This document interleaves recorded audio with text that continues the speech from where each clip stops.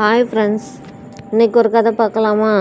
என்ன கதைனா, படித்ததில் பிடித்தது. அந்த ஊரில் வயதான ஒருவர் மரணித்து விட்டார். வீட்டில் உடலை அடக்கம் செய்யும் ஏற்பாடு நடக்கிறது. அந்த வீட்டில் ஒருவர் வருகிறார். மரணமடைந்த இவர் என் நண்பர், எனக்கு 15 லட்சம் பணம் தர வேண்டும். பணம் தந்தால் தான் உடலை எடுக்க அனுமதிப்பேன் என்கிறார். விவாதங்கள் நடக்கிறது.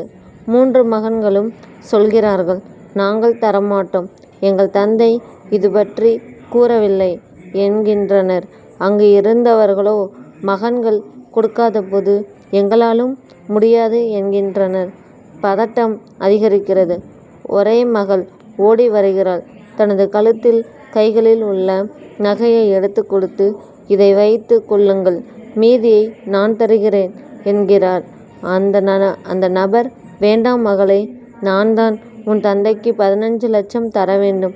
உன் தகப்பனார் தனது மறைவுக்கு பின் உண்மையில் என்னை யார் நேசிக்கிறார்கள் என்று அறிந்து அவரிடம் கொடுக்க சொன்னார். பெண் பிள்ளைகள் பெற்றவர்களே பாக்கியவான்கள்.